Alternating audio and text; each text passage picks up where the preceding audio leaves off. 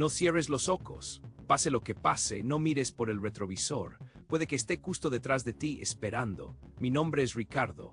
Lo que les voy a contar sucedió hace unos 5 años, en una carretera olvidada, un camino de tierra que serpentea por las montañas de Santander, Colombia. Era una noche de finales de otoño, fría y oscura, una de esas noches donde la luna se esconde y las estrellas apenas parpadean tras un velo de nubes vacas, como si temieran observar lo que podría esconderse en la oscuridad. Yo iba a evaluar la antigua finca de mi tío abuelo, un lugar tan remoto que la gente del pueblo más cercano apenas recordaba su existencia. Él había fallecido unos meses antes, y siendo yo el único familiar con algo de tiempo, me había tocado a mí la ingrata tarea de decidir qué hacer con aquella propiedad perdida en el olvido. La camioneta, una vieja Ford Ranger, batallaba cuesta arriba por los senderos rocosos. El silencio del campo era espeso, solo roto por el rugido del motor y el crujido de las llantas sobre la grava suelta. Había anochecido por completo cuando llegué a un punto particularmente desolado. Un puente de tablones viejos, crujiente bajo el peso de mi vehículo, conocido por los pocos locales como el Puente de las Ánimas, cruzaba una pequeña y oscura quebrada que ellos llamaban la Quebrada del Silencio. No sé si fue por el nombre, por la densa neblina que empezaba a elevarse del arroyo o por el viento gélido que silbaba entre los árboles secos, pero una sensación de inquietud se apoderó de mí. Era un presentimiento helado, como si 1000 ojos invisibles me observaran desde la oscuridad. Justo en el medio del puente, la camioneta tosió, tembló y murió. El motor se apagó con un último gemido metálico y el silencio me envolvió de nuevo. Esta vez de una manera opresiva y absoluta. La oscuridad fuera era casi palpable, apenas perforada por la débil luz de mis faros que iluminaban el oxidado hierro del puente y la maleza del otro lado.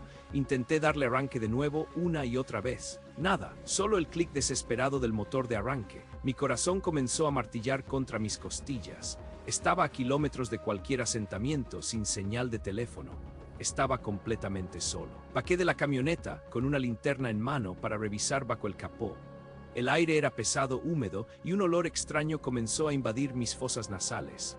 Era un hedor dulzón y putrefacto, como cuero mocado mezclado con tierra mocada y algo más, algo viejo, algo muerto. Miré a mi alrededor intentando identificar la fuente, pero solo había árboles, sombras y la neblina que se hacía más densa. La linterna apenas cortaba la oscuridad a pocos metros. Cada sombra parecía moverse, cada crujido de ramas secas en el bosque cercano sonaba a pasos sigilosos. Mientras estaba inclinado sobre el motor, el viento se levantó de repente, helado y furioso, haciendo que los árboles crujieran como esqueletos bailando. Sentí un escalofrío que no era del frío. Era la sensación inequívoca de que no estaba solo. Levanté la vista. Mi linterna barriendo la oscuridad. Nada, pero el hedor se hizo más fuerte, casi insoportable, y mis entrañas se retorcieron. Fue entonces cuando escuché el sonido. Un arrastrar, un raspar suave rítmico que venía del otro lado del puente acercándose.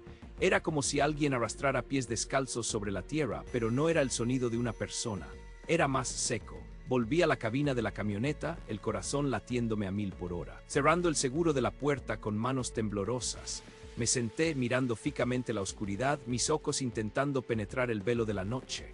El arrastrar se hizo más cercano, más pesado. La luz de mis faros, ahora los únicos puntos de luz en el mundo, parpadeó un momento y en ese parpadeo lo vi, una figura. Alta, esquelética, surgiendo de la neblina al final del puente. No era humana. O al menos no lo era ya. Su piel era como pergamino estirado sobre huesos afilados, tensa y pálida, con manchas oscuras y verdosas como moho. No tenía nariz, solo 2 agujeros oscuros. La boca estaba abierta, revelando dientes amarillentos y desiguales, permanentes, como si estuviera en un grito silencioso. Y los ojos eran 2 pozos lechosos y vacíos, sin pupilas, que parecían reflejar la misma muerte. Exudaba el mismo olor a putrefacción. Y ahora que estaba más cerca, podía sentir el frío glacial que emanaba de él. Se movía lentamente, arrastrando sus pies huesudos sobre el puente, con una coquera antinatural. Cada paso era una tortura, un esfuerzo espantoso. Me observaba, podía sentir su mirada muerta clavada en mí, aunque no tuviera ojos que me vieran. Se acercó a la camioneta, su figura grotesca perfilada contra la débil luz. Levantó una mano, si es que se podía llamar así, con dedos largos y retorcidos, terminados en uñas que parecían garras de piedra. Rozó la ventanilla del lado del conductor y pude escuchar un chirrido metálico. Estaba arañando la lata. Retrocedí encogiéndome contra la puerta opuesta, mi respiración superficial y entrecortada. El aliento se me congelaba en la garganta. La criatura intentó abrir la puerta, tirando del pestillo con una fuerza sorprendente. La camioneta se sacudió. Pude escuchar el metal retorciéndose. Luego se movió arrastrándose, rodeando la parte delantera y subiendo con dificultad por el capó, sus garras raspando la pintura. Se encaramó al techo, justo encima de mí. Pude escuchar el peso de sus pasos huecos, el roce de su cuerpo seco, y entonces un susurro. Un sonido gutural, como el arrastrar de hojas secas sobre una lápida, llegó a mis oídos a través del techo. Frío, tengo frío, la tierra me rechaza, tan fría, era una voz antigua, agrietada, llena de un sufrimiento eterno.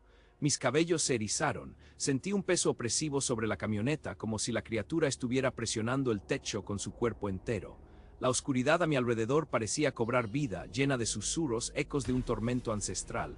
En un arrebato de pánico puro volví a girar la llave. Una vez, 2 veces, nada. Cerré los ojos, pidiéndole a lo que fuera que escuchara que me diera una oportunidad.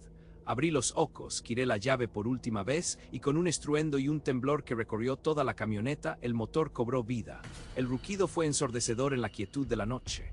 Puse primera, pisé el acelerador a fondo y arranqué. La camioneta dio un bandazo, saliendo disparada del puente. Miré por el retrovisor por un segundo. La figura del seco estaba de pie en medio del puente, su cabeza ladeada, los ojos lechosos fijos en mi partida. Parecía flotar en la neblina, un espectro de mis peores pesadillas. No miré más, no me atreví. Solo conduje apretando el acelerador, sin importarme los baches ni las piedras, hasta que la figura desapareció de mi vista y el olor a podredumbre empezó a disiparse. No paré hasta llegar a un caserío minúsculo al amanecer, donde la luz del sol comenzaba a disipar las sombras. Con manos temblorosas busqué al único mecánico del lugar, un anciano de ojos sabios y arrugas profundas. Le conté la historia, tartamudeando, esperando que me tomara por loco. Él me escuchó con calma, sin sorpresa alguna. Cuando terminé, solo asintió con la cabeza, sus ojos fijos en los rasguños profundos en el capó y el techo de mi camioneta, surcos de garras donde antes había pintura. Ah, el seco, dijo con una voz áspera y resignada. Hay muchos por estos caminos, hijo. Son almas condenadas, gente tan mala en vida que ni la tierra los quiere. El infierno los escupe y el cielo los ignora. Quedan vagando, secándose en este mundo, buscando algo que nunca encontrarán. Por eso la gente le llama a esa quebrada el silencio y al puente el de las ánimas. No necesité escuchar más. Vendí la finca de mi tío a precio de ganga. Y la camioneta fue a parar a un deshuesadero. No pude volver a verla sin sentir el terror que me invadió aquella noche. Han pasado años, pero aún hoy, de vez en cuando, en los momentos más inesperados, cuando la oscuridad me envuelve por completo, creo percibir ese olor nauseabundo a tierra mojada y cuero podrido. Y a veces, en el silencio de la noche, creo escuchar un arrastrar suave, un raspar rítmico, justo fuera de mi casa, o quizás, justo detrás de mí. No abras la puerta, no importa lo que oigas. Esa voz no es humana, mi nombre es Lucas. Esto ocurrió hace unos años, durante mi pasantía de agronomía en la remota región del Chaco salteño, una tierra de calor sofocante y una vegetación que parecía querer devorarlo todo. Era mi primer contacto real con la vida rural, lejos de la ciudad y de sus ruidos familiares. Mi tío Ricardo, hermano de mi madre, era dueño de una chacra extensa dedicada principalmente al cultivo de maíz. Un lugar aislado, rodeado por kilómetros y kilómetros de campos, y más allá por la inmensidad densa del monte. La primera semana transcurrió con la monotonía esperada. Sol abrasador, trabajo duro, el olor dulzón y polvoriento del maíz en pleno crecimiento. Las plantas eran gigantes, superaban mi altura por mucho, formando laberintos naturales que se extendían hasta el horizonte, moviéndose con cada brisa como un mar verde e inescrutable. Fue una tarde de martes, el sol ya empezaba a declinar tiñendo el cielo de naranjas y púrpuras, cuando todo cambió. Yo estaba solo, revisando el sistema de riego en el límite sur de la propiedad, un punto donde el maizal colindaba casi directamente con el monte. De repente escuché algo, una voz femenina. Débil, casi un susurro arrastrado por el viento seco del atardecer. Parecía pedir ayuda. Lucas, ayúdame. Era una voz joven, tal vez una mujer en apuros, sonando desesperada. Mi corazón dio un vuelto. ¿Quién podría estar allí tan lejos de todo? Sin pensarlo 2 veces, sin considerar el peligro, me adentré en el maizal. Las plantas se cerraron a mi alrededor, sus hojas ásperas rozando mi piel, el aire se volvió pesado, quieto. Y el sonido de mis propios pasos sobre la tierra seca era el único que me acompañaba. La voz se hizo más clara. Lucas, por favor, aquí. Yo caminaba con prisa intentando seguir el sonido, pero era extrañamente evasivo, siempre un poco más adelante, un poco más profundo. El sol se estaba ocultando rápidamente, las sombras se alargaban, distorsionando la realidad del campo. Y entonces la voz cambió, ya no era tan humana, era más plana, más fría, como si las cuerdas vocales estuvieran forzadas, o peor, como si la voz fuera una grabación repetida sin alma. Lucas, Lucas, me llamó, pero no había urgencia, solo una repetición vacía, una cadencia robótica y perturbadora.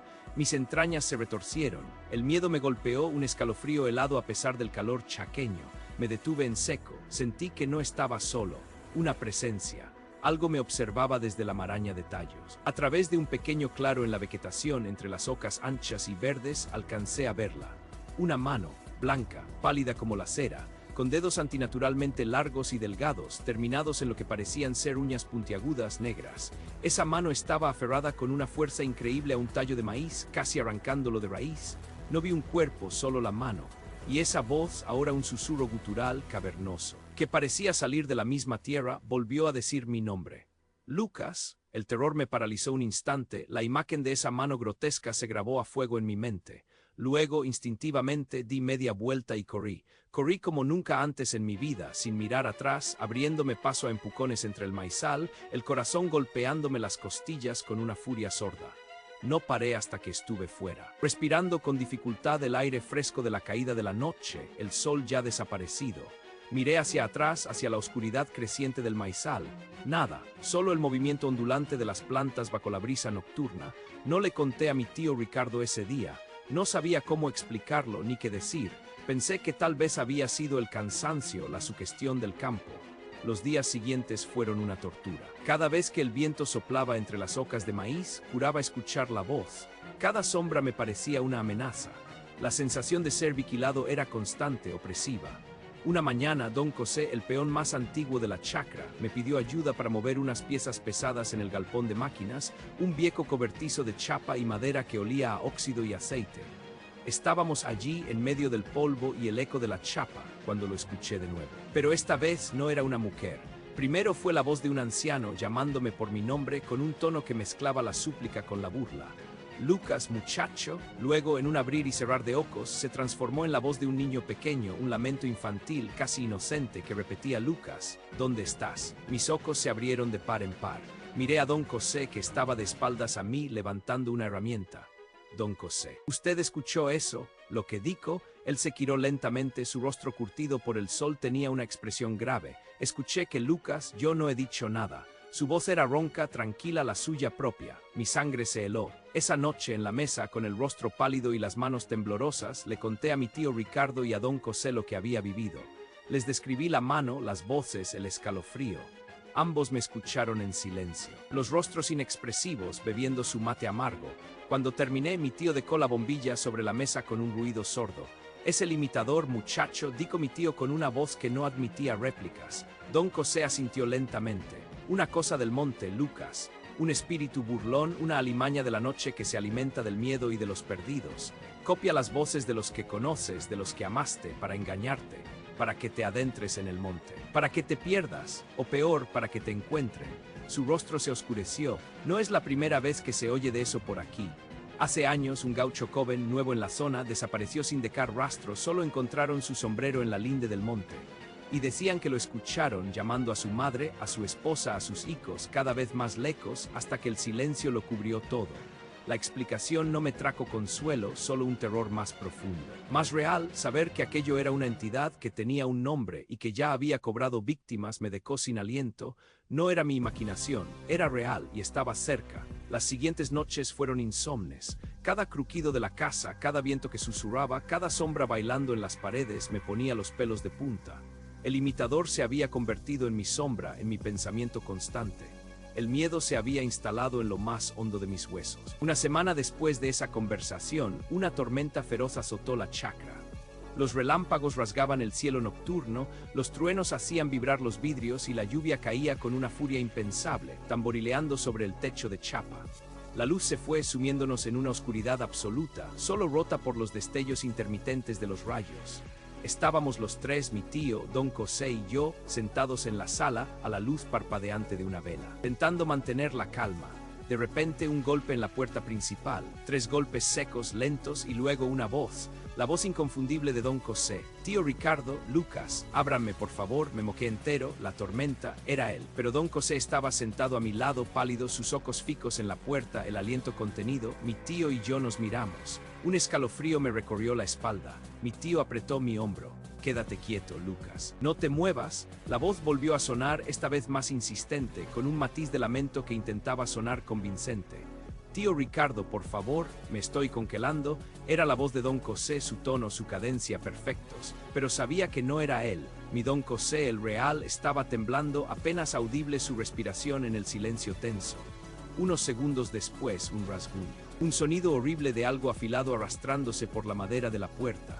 Luego otro, más fuerte, como si una garra intentara abrirse paso. La voz cambió, ya no era Don José. Era una mezcla de voces, susurros guturales que se entrelazaban en una cacofonía infernal, una risa áspera, gutural, que no pertenecía a nada humano. Los golpes en la puerta se hicieron más fuertes, desesperados, salvajes, como si lo que estuviera afuera intentara derribarla. Mi tío se puso de pie buscando a tientas su vieja escopeta. Don José se acurrucó en su silla, rezando en voz baja. Yo solo podía mirar la puerta, esperando que se diera en cualquier momento, revelando el horror que acechaba en la oscuridad. El sonido de los golpes, de los rasguños, se prolongó por lo que parecieron horas, mezclándose con el rugido de la tormenta, hasta que, tan abruptamente como había comenzado, cesó. El silencio que siguió fue aún más aterrador que el caos, un silencio lleno de una presencia invisible y maligna. Nadie habló el resto de la noche. Esperamos tensos a que el sol saliera sin pegar ojo. Cuando las primeras luces del amanecer se filtraron por las ventanas, revelando el desastre de la tormenta, mi tío se acercó a la puerta. Yo lo seguí, mi corazón latiendo a 1000 por hora. La baranda estaba destrozada, macetas volcadas, muebles de madera hechos astillas, como si un torbellino de furia la hubiera arrasado, y la puerta. La pesada puerta de madera maciza tenía marcas, marcas profundas y espantosas. No eran cortes limpios, eran zarpazos. 5 o 6 surcos anchos y brutales, hundidos en la madera, como si algo con garras inmensas y terriblemente afiladas hubiera intentado arrancarla de su marco, dejando a la vista las fibras astilladas de la madera. La imagen era clara. Algo con una fuerza descomunal había estado del otro lado intentando entrar, arañando la puerta con una furia desquiciada y riendo. Esa misma mañana hice mi equipaje. Le expliqué a mi tío que no podía seguir allí, que lo sentía. Él no dijo nada, solo me dio un abrazo. Don José me despidió con una mirada de profunda tristeza y comprensión. Me fui de la chacra del Chaco, dejando atrás los campos de maíz y la sombra persistente del monte. Nunca volví, y la voz, esa voz que imita, a veces en el silencio de la noche, juro que aún la escucho. Si el silencio pudiera asesinar, esa noche habría reclamado mi alma, devorándola con un hambre ancestral. Mi nombre es Mateo. Lo que les voy a contar sucedió hace muchos años en un rincón olvidado de Bolivia, cerca de un pequeño pueblo llamado San Lorenzo de Carahuara, en el altiplano andino. Mi familia por generaciones tuvo una modesta chacra, una granja, colindante con el viejo cementerio del pueblo, un lugar que pocos se atrevían a visitar, incluso a plena luz del día. Era un sitio de viejas cruces torcidas, tumbas desmoronadas y un aire de abandono que calaba hasta los huesos. La gente del pueblo murmuraba sobre lo que se movía entre sus lápidas, especialmente las noches de luna nueva o, como decían los más viejos, los viernes. Yo era un hombre de campo pragmático. No creía en fantasmas, pero respetaba las leyendas. Siempre tuve mis perros, pastores que cuidaban el ganado y la casa. Eran mi primera línea de defensa, mis ojos y oídos en la oscuridad impenetrable del altiplano. Su ladrido constante, sus gruñidos a la distancia, eran la sinfonía de mi soledad en la chacra. Sin ellos, el silencio era solo eso, silencio.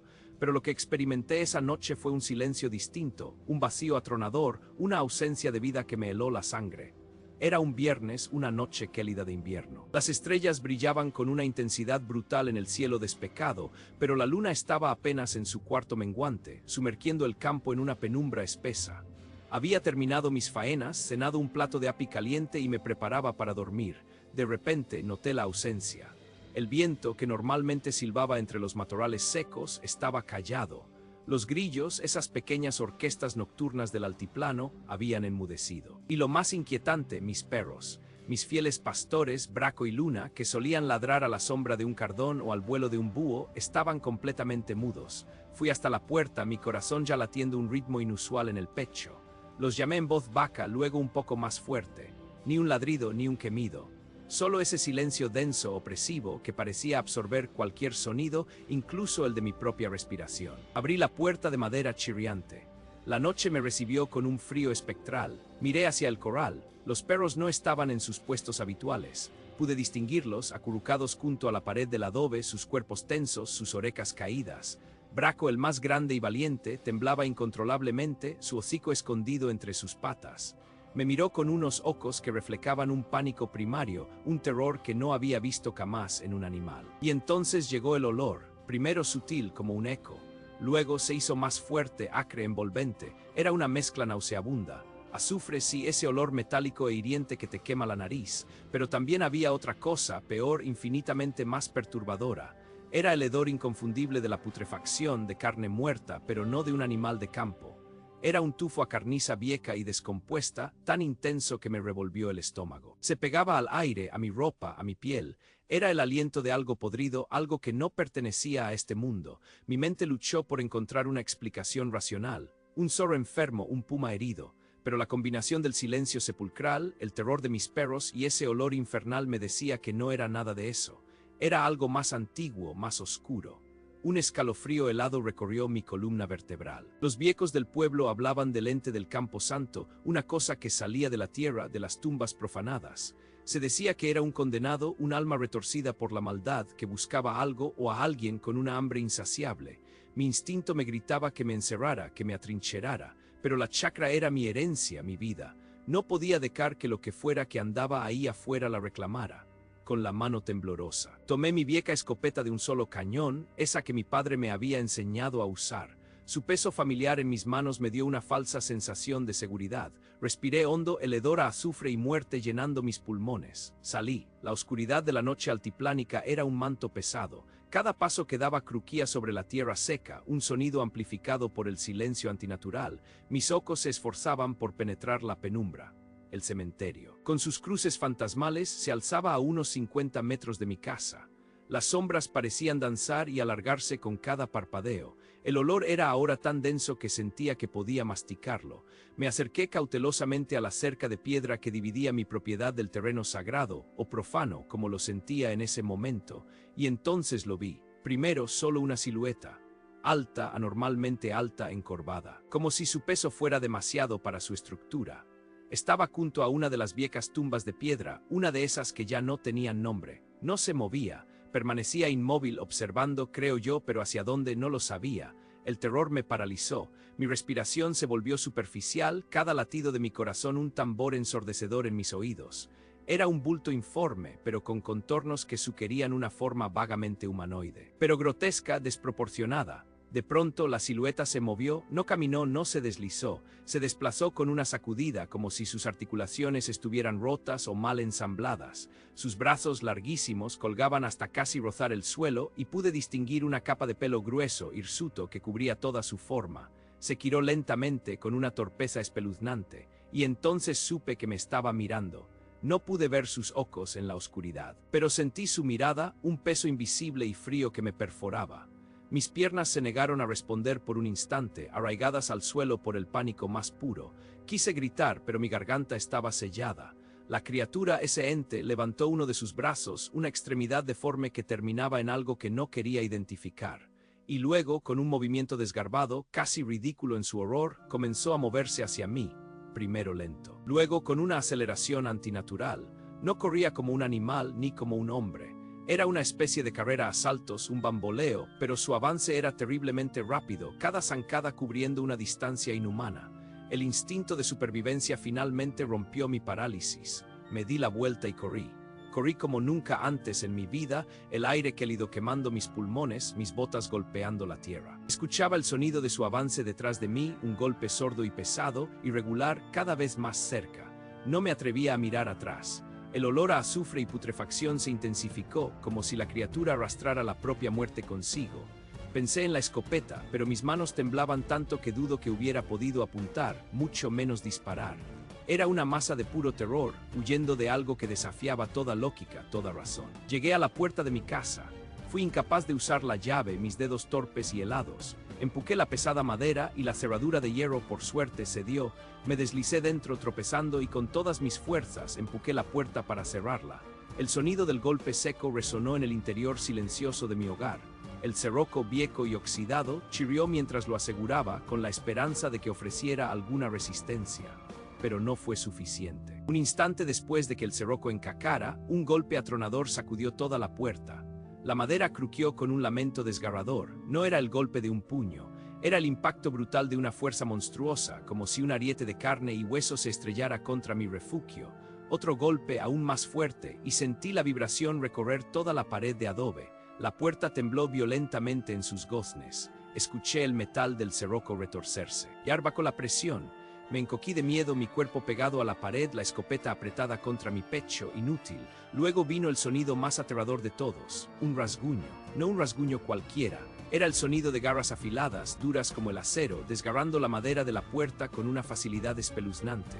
Un grito ahogado se me escapó. El hedor a azufre y podredumbre era ahora abrumador, se filtraba por las rendijas de la puerta, pregnando el aire dentro de la casa. Podía sentir la presencia pesada y maligna justo al otro lado de la madera. Podía escuchar su respiración, un sonido gutural irregular como el cadeo de una bestia furiosa o de algo que no tenía pulmones para respirar correctamente. Los golpes continuaron, salvajes, implacables. La puerta de madera maciza se astillaba, cada impacto haciendo saltar pequeños trozos de madera. El cerrojo gemía a punto de ceder. Y maquiné sus garras, enormes y sucias, buscando una abertura, tratando de alcanzarme. Mi mente se llenó de imágenes horribles. Pensé que era mi fin, que esa criatura me arrastraría al campo santo, a las profundidades de la tierra, a su reino de putrefacción, y de repente todo se detuvo. El silencio regresó, pero esta vez era aún más aterrador que el primero. Era un silencio expectante, denso, cargado de una maldad fría y calculadora. No había más golpes. No había más rasguños, solo el latido frenético de mi propio corazón resonando en mis oídos. Me quedé inmóvil, pegado a la pared, escuchando, temblando, sin atreverme a mover un solo músculo. Se había ido, estaba esperando, observándome a través de alguna rendija. Pasé el resto de la noche así, despierto, petrificado. Las primeras luces del amanecer se filtraron por la ventana, grises y pálidas, disipando lentamente las sombras. El hedor a azufre comenzó a desvanecerse, aunque persistía un rastro sutil, nauseabundo. Cuando finalmente me atreví a moverme, mis músculos estaban rígidos por el miedo y el frío. Me acerqué a la puerta, mis ojos fijos en ella. La madera estaba desgarrada, no solo abollada, sino profundamente arañada. Había surcos paralelos de unos 40 centímetros de largo excavados en la madera maciza, como si una garra inmensa hubiera intentado abrirse paso. El cerrojo, milagrosamente, había aguantado, pero estaba doblado, casi arrancado de su marco. Las marcas eran inconfundibles, la prueba tangible de la pesadilla de esa noche. Mis perros, al verme, gimieron y se arrastraron hacia mí, lamiendo mis manos, temblando.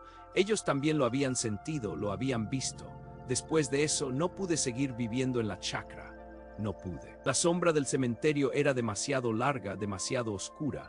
Cada crujido de la madera, cada susurro del viento me hacía saltar. El silencio me aterraba. Vendí mi parte de la herencia por una miseria, sin importar las objeciones de mis parientes. Necesitaba escapar. Me mudé a La Paz, la ciudad bulliciosa, con la esperanza de que el ruido constante ahogara el eco de esa noche. Han pasado años. He tratado de olvidar, pero a veces. En medio de la ruidosa ciudad, si por un instante el sonido se apaga, si todo se vuelve anormalmente quieto, ese silencio me golpea. Y entonces el hedor a azufre y carniza vuelve a mi nariz tan real como la primera vez, y puedo sentirla. Esa presencia encorvada, con sus brazos largos y peludos, acechando en la oscuridad, esperando. Todavía me asusta ese silencio. Es el silencio que precede a la aparición de la bestia. El silencio que anuncia que lo impensable, lo aberrante, está a punto de manifestarse. Si el frío más allá de la muerte te alcanza en el umbral de tu hogar y oyes pasos que no son de vivos, corre, pero no podrás huir de lo que ya está adentro. Mi nombre es Tono. Aquella historia sucedió hace más de una década. En los confines de una finca vieja, casi olvidada por el tiempo, en las montañas de Cacamarca, Perú. en un lugar tan remoto que el silencio de la noche podía devorar tu propia alma si te atrevías a escucharlo demasiado. Mi esposa Grasa y yo habíamos heredado esa casa de mi abuelo, una construcción de adobe y piedra que se aferraba a la ladera como una vieja cicatriz. Sus paredes gruesas y frías guardaban ecos de muchas generaciones de risas, de penas y quizá de algo más oscuro. La finca no era grande, pero la casa sí lo era, con pasillos largos y recovecos que la penumbra de la noche transformaba en bocas abiertas. Vivíamos una vida sencilla, con el ganado y la tierra, y la rutina nos mantenía a salvo de pensar demasiado en las historias que los viejos del pueblo contaban sobre ese lugar, hasta que llegó la Cuaresma. Aquel año, la Cuaresma trajo consigo una niebla persistente, un velo húmedo que cubría los cerros y se colaba por cada rendica, trayendo un frío que calaba los huesos y una quietud que no era natural, sino opresiva. Todo comenzó con susurros, al principio. Eran tan tenues que los confundía con el viento gimiendo por las grietas de la casa. Pero el viento aquí siempre ululaba de una manera distinta, más como un lamento que como un murmullo. Estos sonidos eran diferentes, más vacos, como voces lejanas, ininteligibles, que se arrastraban por el pasillo principal que dividía la casa. Era un corredor largo, con un piso de madera vieja que crujía bajo el peso de mis propios pies. Por las noches, ese pasillo se volvía una arteria oscura, palpitante de una vida que no era la nuestra. Grasa lo notó también. Una noche, mientras cenábamos en silencio, un escalofrío me recorrió la espalda. No era el frío habitual de la sierra. Era un frío intenso, punzante, que no venía de la ventana abierta sino de dentro de la casa.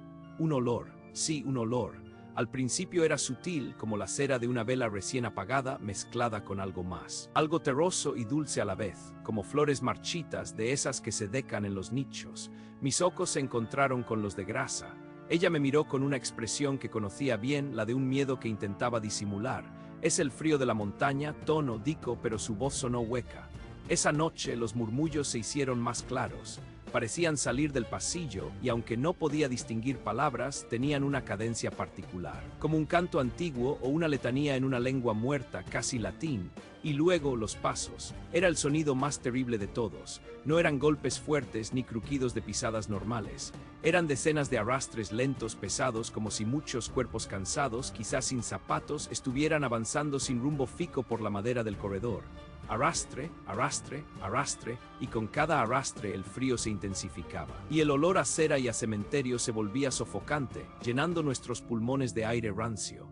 Grasa comenzó a rezar, en voz baja al principio, luego más fuerte, susurrando el Padre Nuestro y el Ave María, como si quisiera que las palabras de fe crearan una barrera invisible. Yo, que siempre fui un hombre de poca fe y mucha tierra, sentía el terror crecer en mi pecho, como una planta parásita. Nunca había creído en fantasmas, en ánimas. Pero lo que oía y sentía era demasiado real para ser imaginación. Era la procesión de las ánimas, decía mi abuelo, un camino de muertos que atraviesa estas tierras desde hace siglos, desde los tiempos de los incas y luego de la colonia. Viajeros, pastores, almas en pena que en vida habían recorrido estos mismos senderos, ahora lo hacían en la otra vida, y nuestra casa se había levantado justo en su antiguo paso. Las noches se volvieron una agonía. Nos acostábamos, pero no dormíamos. Escuchábamos la procesión pasar. A veces parecía que se detenían justo frente a nuestra puerta. Sentíamos la presencia, densa y fría, del otro lado de la madera. El silencio que seguía a la procesión era casi peor, un silencio cargado de espera, de la certeza de que volverían. El olor a muerte y el frío penetraban las cobijas más gruesas. Una noche, cuando la Cuaresma estaba en su punto álgido, y la luna se había ocultado por completo detrás de las nubes, la procesión se detuvo. No fue un cese gradual, sino un silencio abrupto que cortó el aire. El olor a cera era abrumador, el frío insoportable. Grasa estaba a mi lado, temblaba incontrolablemente, sus dientes castañeaban.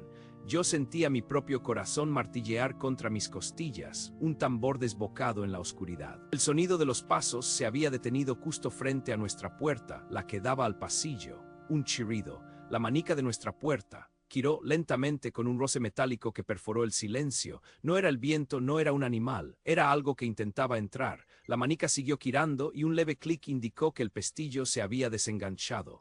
Sentí una ráfaga de aire helado colarse por la rendica, trayendo el hedor de la tumba. Un aliento helado en la cara. Me levanté de la cama como un autómata, mis músculos rígidos por el pánico. Puse mi mano en la puerta, en el panel de madera, y sentí el frío que emanaba de ella. Empujé hacia afuera con todas mis fuerzas, conteniendo el aliento, intentando que no se abriera. Al otro lado sentía una presión constante, un intento silencioso de abrir. Era como si una fuerza invisible pero tangible estuviera del otro lado pujando, queriendo entrar en nuestro refugio. Mi mano temblaba sobre la madera y pude sentir la vibración del pasillo entero. Grasa, desde la cama, comenzó a recitar el rosario a voz en grito, con una desesperación que me heló la sangre más que el frío de fuera. Repetía Ave Marías y credos, y sus palabras eran como flechas contra la oscuridad. Yo, con la frente apoyada en la puerta, sudando frío a pesar del gélido ambiente, también recé. Recé como nunca lo había hecho en mi vida. A un Dios que no sabía si existía, a los santos, a la Pachamama, a lo que fuera que pudiera protegernos. La presión en la puerta no cedió por un largo rato. Mis brazos dolían, mi cuerpo entero se convulsionaba por el miedo y el esfuerzo. Grasa no paraba de rezar. Luego, tan de repente como había empezado, la presión desapareció. Un silencio absoluto, pesado, sofocante, llenó el espacio. No había murmullos, ni pasos, ni olor, solo la oscuridad y el sonido de nuestras respiraciones agitadas. Nos quedamos así abrazados hasta que los primeros rayos pálidos del sol se filtraron por la ventana. Al amanecer, la niebla se había levantado, el aire ya no era tan frío, el olor a cementerio había desaparecido. Abrí la puerta con cautela, esperando encontrar algo, alguna huella. En el suelo del pasillo, donde la procesión se había detenido, había una fina capa de ceniza, como si decenas de velas se hubieran consumido allí. Y lo más aterrador, la puerta trasera de la casa, la que daba al potrero, estaba abierta de par en par. El pestillo, de hierro sólido, estaba retorcido y roto, como si algo de fuerza inimaginable lo hubiera arrancado de cuaco. No hubo más que decir. Sabíamos que esa procesión de las ánimas utilizaba nuestra casa como su camino. Mi abuelo me había hablado de los viejos senderos espirituales. Decidí que no viviríamos así un día más. Pasé semanas, con la ayuda de unos primos, cambiando la estructura de la casa. Levantamos muros en las antiguas entradas y abrimos nuevas, desviando el flujo natural de la vivienda. Construí una nueva puerta principal en un lado diferente y sellé la puerta del pasillo con cemento y ladrillos. Nunca más volvió la procesión. El frío y el olor a cementerio desaparecieron de nuestras noches. A veces, en los días de Cuaresma, cuando la niebla baja de los cerros, aún me parece oír un murmullo lejano o sentir un escalofrío que no es de la montaña. Pero ahora ese camino ya no atraviesa nuestro hogar. Sin embargo, sé que la procesión de las ánimas sigue su ruta incansable por esos antiguos senderos de la sierra. Y me pregunto a veces a través de qué otra casa vieja, qué otro incauto estarán pasando ahora. El frío no solo penetró mis huesos, sino que arrancó mi alma, dejándome una cáscara helada mientras esa luz me despojaba de todo. Mi nombre es Andrés. Lo que les voy a contar sucedió hace apenas unos meses, en una aldea remota y casi olvidada en los Andes peruanos, en una región cercana a Huaraz, un lugar donde las montañas se elevan tan alto que uno siente que puede tocar el cielo. Fui allí por trabajo, como instalador de paneles solares. Una comunidad pequeña había conseguido financiación para electrificar algunas de sus casas más antiguas, y una de ellas, una vieja casona de piedra y adobe, me fue asignada como alojamiento provisional. La casa era una reliquia de otro tiempo, con paredes gruesas y un techo de tecas pesadas. No tenía electricidad ni agua corriente. Era un lugar sombrío, incluso de día, con un silencio que dolía, solo interrumpido por el silbido del viento andino que se colaba por las rendijas de las ventanas viejas. Pasé los primeros días sintiendo una extraña opresión, una sensación constante de no estar solo, como si los antiguos moradores de esas paredes me observaran desde algún rincón oscuro. Traté de ignorarlo, atribuyéndolo al cansancio, a la altura, al aislamiento. Una tarde, mientras terminaba de fijar un panel en el techo de una vivienda, mi mirada se desvió hacia la cresta de la montaña más alta y escarpada, al este. El sol ya se ponía, tiñendo el cielo de naranjas y púrpuras dramáticos. Fue entonces cuando la vi, una luz. No era un farol de algún pastor perdido ni el reflejo de algo. Era una esfera azulada, compacta, que pulsaba suavemente, suspendida justo sobre el pico, tan lejos que parecía parte de la misma roca. Duró apenas un instante. Luego desapareció tan abruptamente como había aparecido. Sacudí la cabeza, pensando que la fatiga me estaba jugando una mala pasada o que era algún fenómeno atmosférico raro de la zona. Los lugareños, la poca gente que había, me hablaban de viejos mitos, de espíritus que habitaban las cumbres, guardianes de las vetas de oro y plata que se decía que corrían por esas montañas. Yo, un hombre de ciencia, siempre lo había descartado como supersticiones de antaño. Esa noche la temperatura cayó en picado. Me acosté en la cama improvisada, envuelto en varias mantas, pero un frío anómalo, que no era el del exterior, se me metió en los huesos. Era un frío que calaba hondo, que no se iba por más capas que me pusiera. Me costó conciliar el sueño. El viento ululaba afuera como un lamento, y cada crujido de la madera vieja de la casa resonaba con una intensidad desproporcionada en el silencio sepulcral. Tuve un sueño inquietante, borroso, de sombras danzando y una sensación de estar siendo arrastrado por algo invisible.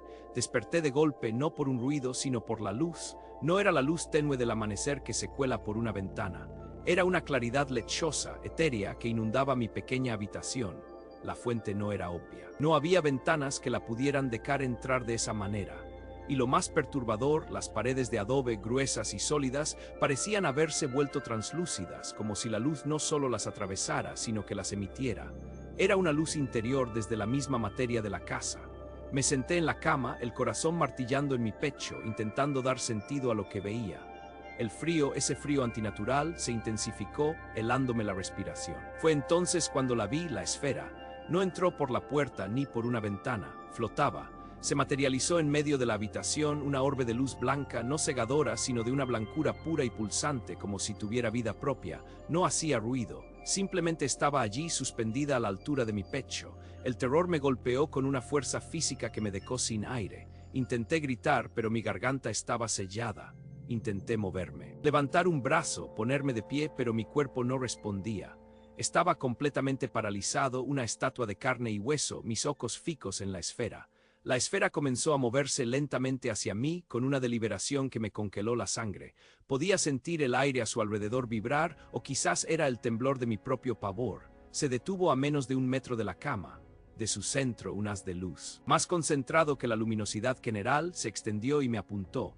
Sentí un hormigueo, un cosquilleo eléctrico que recorrió mi cuerpo desde la cabeza hasta los pies, pero no era doloroso, era invasivo. Era como si esa luz estuviera escaneándome, explorando cada fibra de mi ser, desnudándome por dentro.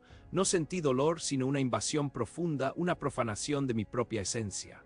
La sensación era insoportable. La conciencia de ser analizado, de ser un objeto bajo el escrutinio de algo ajeno, algo que no entendía y que me superaba por completo. Los segundos se estiraron hasta la eternidad. Mi mente gritaba, suplicaba, luchaba contra la parálisis, pero mi cuerpo era solo una prisión inerte. El hormigueo se volvió un entumecimiento profundo, un vacío.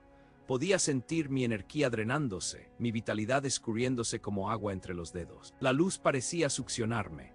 Luego, tan abruptamente como el haz había aparecido, se retrajo. La esfera de luz se elevó lentamente, cruzó la habitación y se desvaneció, no desapareciendo, sino integrándose de nuevo en la luz lechosa que impregnaba las paredes.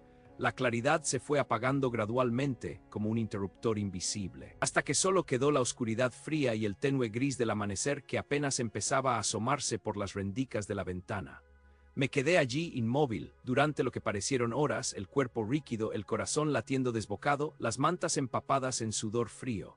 Cuando finalmente pude mover mis dedos, luego mis brazos, sentí una debilidad extrema, como si hubiera corrido un maratón. Mis músculos dolían, mi cabeza palpitaba, y un cansancio profundo me arrastró.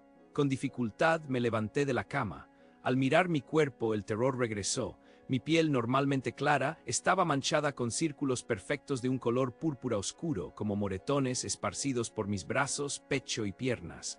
Pero no era eso lo peor. En el centro de algunos de esos círculos había pequeñas marcas blanquecinas, como quemaduras, pero no de calor, no de un frío tan intenso que había congelado la piel, quemaduras de frío. El horror de la noche anterior no había sido un sueño. Las marcas eran la prueba, la huella de esa entidad. Con manos temblorosas empaqué mis pocas pertenencias. No podía quedarme un minuto más en esa casa, en esa aldea. Bajé al pueblo buscando al capataz o a quien fuera responsable para explicar mi partida.